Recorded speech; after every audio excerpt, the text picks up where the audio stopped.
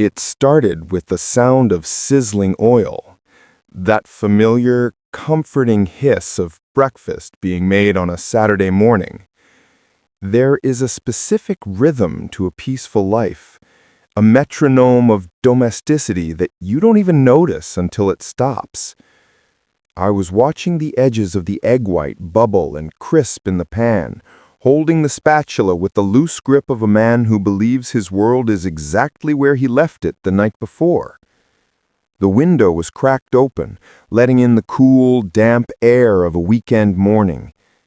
I remember the smell of the pepper I'd just ground. Then came the voice. It didn't come from the hallway or the doorway, but from right behind my left shoulder. Close. Too close. "You didn't ask where I went last night." My wife, Olivia. Her voice wasn't angry. It wasn't defensive. It was smooth, almost melodic, like she was reading a line from a play she had been rehearsing for weeks. I didn't turn around immediately. The egg needed flipping. I kept my eyes on the pan. "Didn't you say you were staying at your friend's house?" I asked. My voice was casual, the automatic response of a husband who trusts. I lied. That stopped me.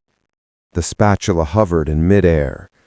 The oil popped, a tiny explosion of heat, but I didn't flinch. I felt a presence close in on me, the scent of a perfume I didn't recognize, something muskier, heavier than her usual floral scent. She leaned in, her breath ghosting against my ear. "I was with another man last night." My hand jerked, a reflex. Hot oil splashed onto the back of my knuckles, surring the skin, but the pain felt distant, like it was happening to someone else. I turned around slowly.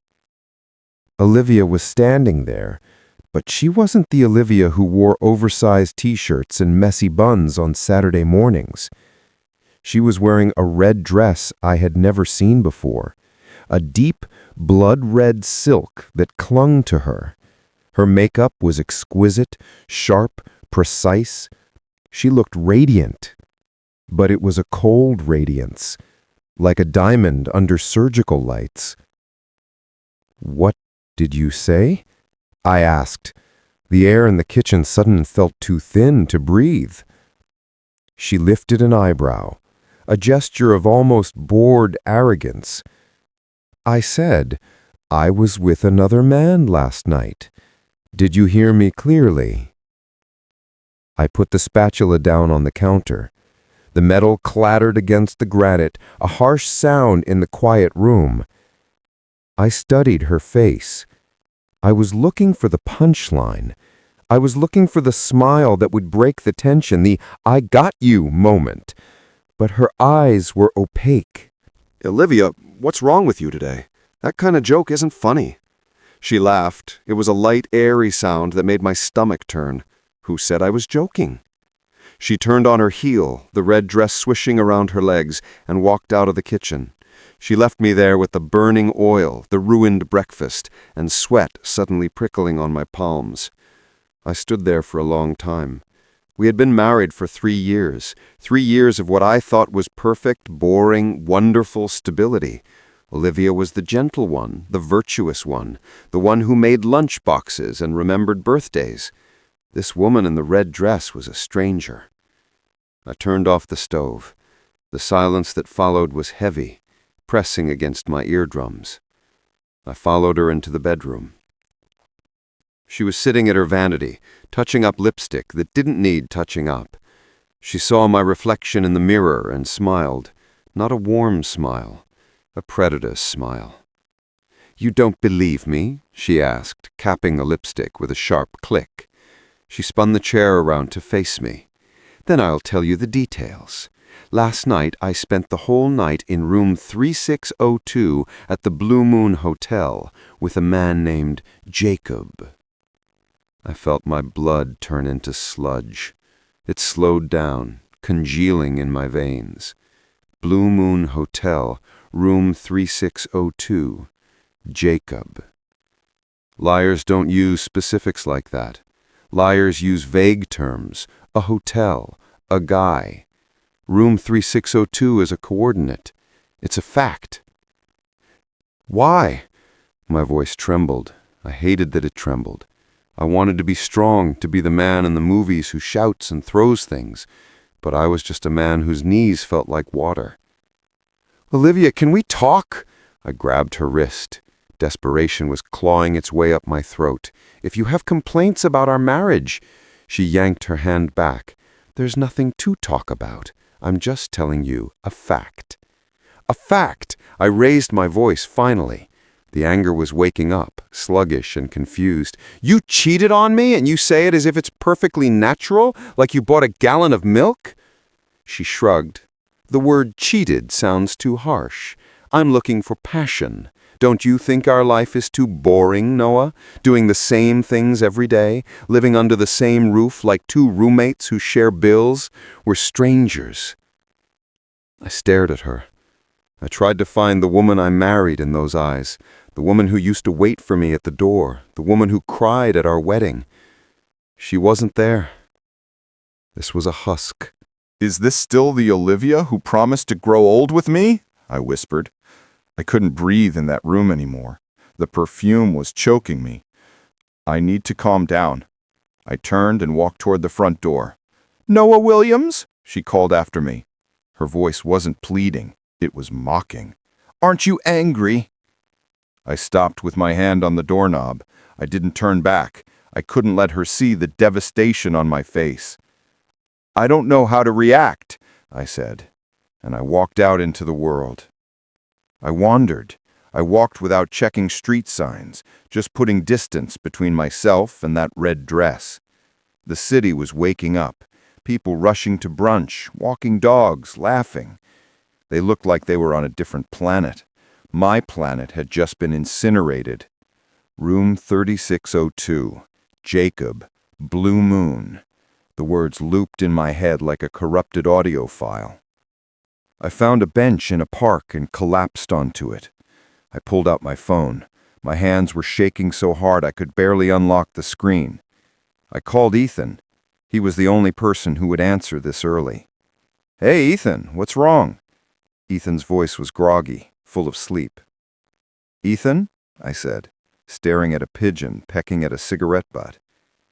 I want to ask you something. If your wife cheated on you, what would you do? Silence. The line went dead quiet. Then a sharp intake of breath. Holy! Noah! Olivia cheated? No way! No way! She's the most virtuous woman I know. She told me herself, I said, a bitter, dry laugh escaping my throat. She was specific, Ethan. Room 3602, Blue Moon Hotel. A man named Jacob. Are you sure she wasn't joking? Maybe it's some weird, a test? I hoped it was a joke, but you didn't see her face. It was terrifyingly calm. She looked like she was discussing the weather. Ethan sighed, a long, heavy sound. Bro, listen to me. Breathe. If she really cheated, then there isn't much to say. But if she didn't, look, just calm down. We'll meet tonight. Do not do anything stupid. I hung up. I sat there for hours, watching the sun move across the sky, watching the shadows lengthen. 3 years of marriage. I remembered the wedding, the white dress, the way her hands shook when she put the ring on my finger. I want to grow old with you, Noah. It all felt like a sick joke now, a long con. My phone buzzed. A text from Olivia. Dear, I won't be coming home for dinner tonight. I'm going out again. Dear. She called me dear while telling me she was leaving. It was a squeeze of the heart, a physical pain in the center of my chest. I typed back, fine. Immediately, another message popped up. Aren't you going to ask where I'm going? I stared at the blinking cursor. She wanted me to ask. She was baiting me. I typed, I don't want to know. She didn't reply. That night, I sat in the living room with a bowl of instant noodles that went cold before I took a bite. The house was too quiet. The clock on the wall ticked like a countdown. I couldn't take it anymore. I picked up my phone and searched for the number of the Blue Moon Hotel. My thumb hovered over the call button. Was I ready to know? Really know? I pressed it. Hello, Blue Moon Hotel? Hello, I said. My voice sounded hollow. I'd like to inquire about the check-in record for room 3602 last night.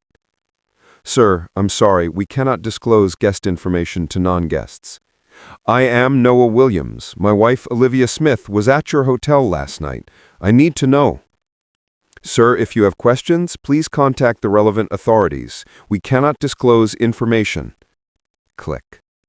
The line went dead. I dropped the phone on the sofa. I sat there in the dark, the street lights casting long, distorted shadows across the living room floor. At 11 p.m., the lock turned. The sound was like a gunshot in the silence. Olivia walked in. She looked disheveled. Her lipstick was smudged at the corner of her mouth. Her hair was loose, messy. She saw me sitting in the dark and paused. You're not asleep yet. Where did you go? The question fell out of my mouth before I could stop it. She sat down opposite me, crossing her legs. She looked satisfied. I had dinner with Jacob.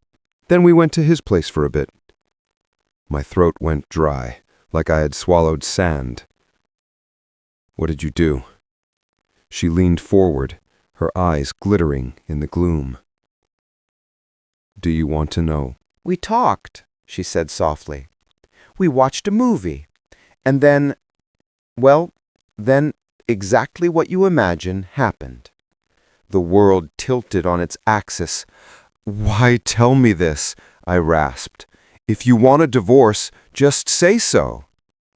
She looked genuinely stunned. A divorce? Who said anything about divorce?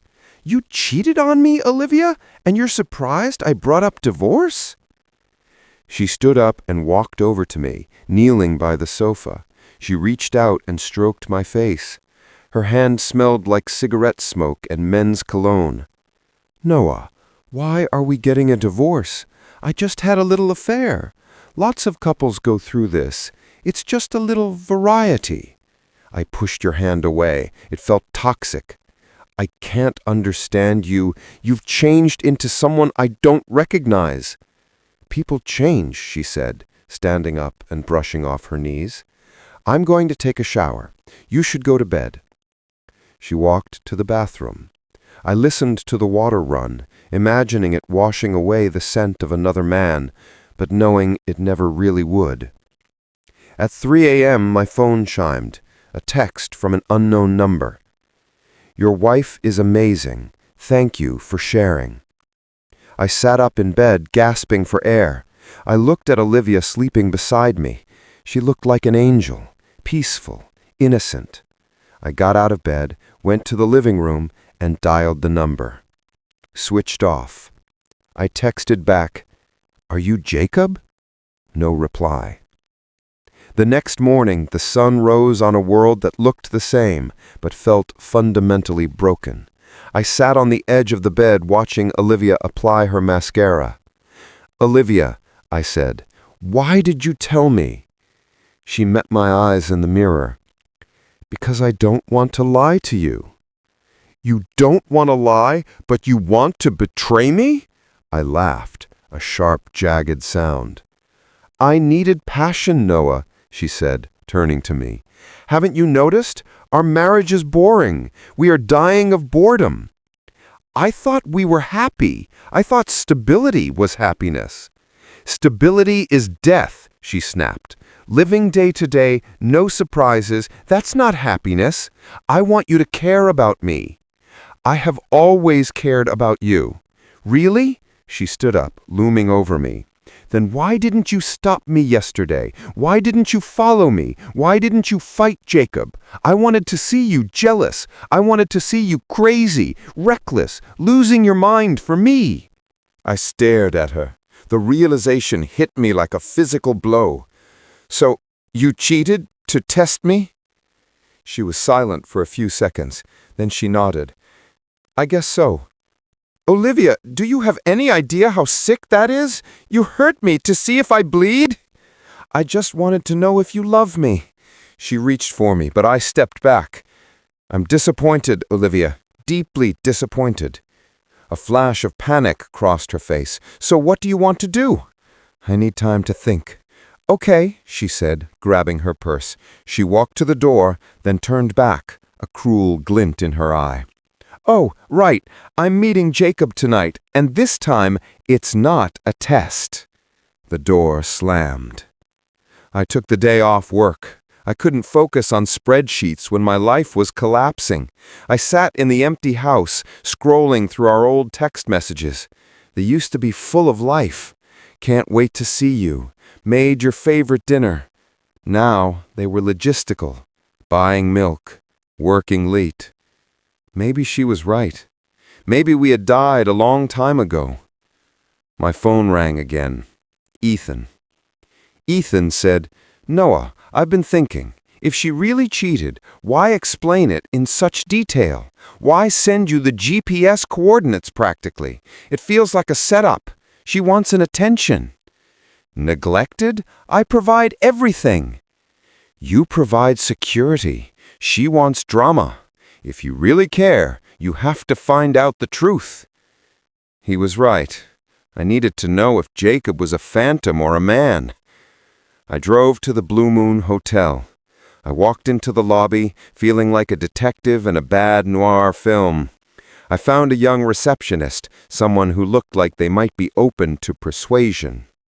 Hello, I said, leaning on the counter.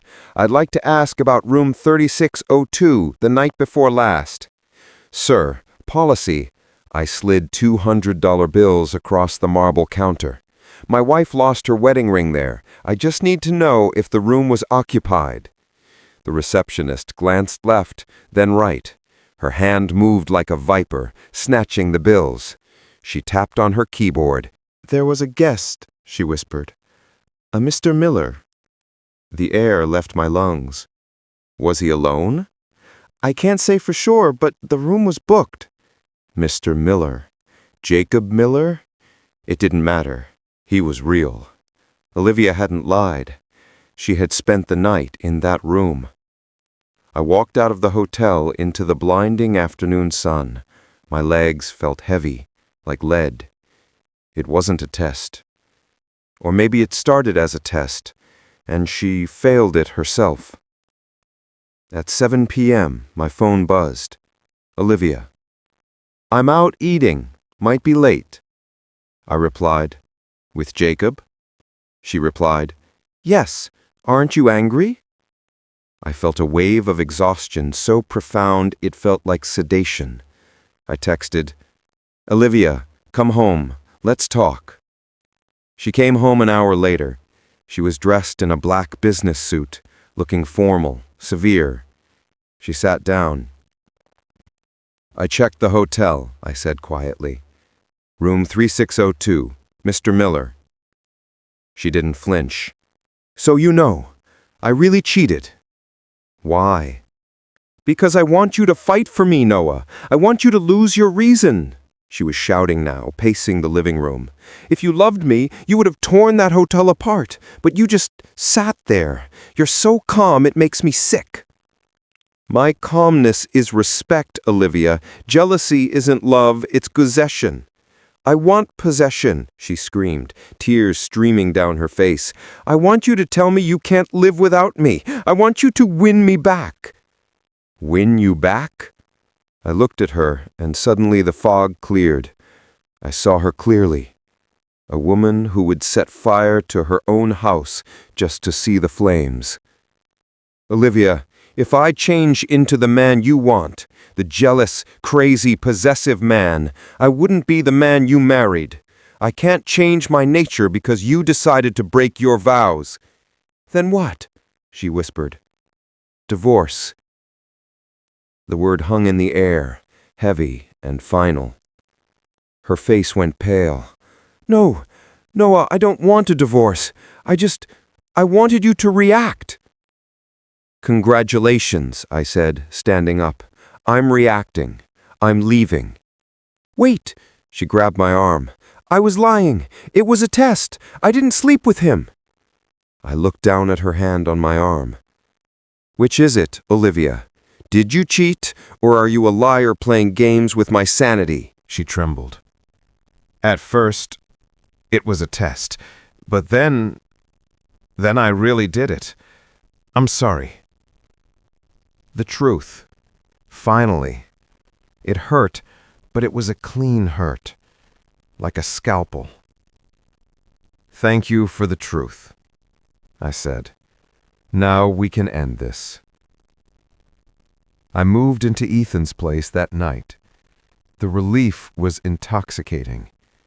I hadn't realized how heavy the burden of that marriage had been until I set it down. Ethan asked if I was sure. I showed him the barrage of texts from Olivia, begging, pleading, explaining. "She only cherishes what she's lost," I told him. "She doesn't miss me. She misses the safety." The divorce process was quiet. When we met at the bureau, Olivia looked broken. She cried. I signed the papers with a steady hand. I gave her the house. I didn't want the memories trapped in those walls.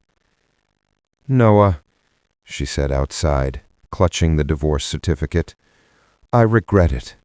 If I could go back." "Time doesn't go back, Olivia." I got into my car and drove away, watching her shrink in the rearview mirror until she was just a speck, then nothing. Life alone was quiet. I rediscovered the joy of silence. I hiked. I read. I healed. I heard from Ethan that Olivia was trying to get back together with me, that she had dumped Jacob. I told him to tell her I wished her well, but the door was welded shut. 3 months later, I met Mia. It was at the gym. She was normal. Wonderfully, beautifully normal. She was a preschool teacher with a laugh that filled the room. We dated. There were no mind games, no tests. If she was late, she texted. If she was happy, she smiled. She loved my calmness. She called it her anchor. One evening, 4 months into dating Mia, we were at a restaurant. I felt eyes on me. I turned and saw Olivia. She looked thin, haggard. She walked over to our table. "Noah," she said, her voice trembling. "Olivia," I kept my voice neutral. "This is Mia, my girlfriend." The look on Olivia's face was sheer devastation. She asked to speak to me alone. I refused. "We have nothing to say, Olivia." "I've been waiting for you," she whispered. "The Noah you are waiting for doesn't exist anymore." She walked away, and Mia took my hand. "She still loves you," Mia said. "It doesn't matter," I replied. "Love isn't an excuse for destruction." Years passed. The timeline of my life accelerated into happiness. I married Mia. We had a simple wedding, full of genuine laughter. 2 years later, Mia was pregnant. We were overjoyed. One day at the hospital for a checkup, we ran into Olivia. She was pregnant too, heavily pregnant. She looked tired, worn down. "Noah, Mia," she said. She tried to smile, but it didn't reach her eyes. "Congratulations," I said. I meant it. "You too," she said. Mia, sweet Mia, ask if we should check on her afterwards. She looked sad, Mia said. She has her life, we have ours. I felt a flicker of pity, but I snuffed it out. Pity is a dangerous thing. A month after our daughter was born, we had a small party at our house. It was warm, full of friends. The doorbell rang. It was Olivia. She was holding a baby. She looked like a ghost. "Can I come in?" she asked. I let her in. Mia came out holding our daughter. The contrast was stark. Mia glowing with motherhood. Olivia gray with regret. "I gave birth," she said, looking at the baby in her arms.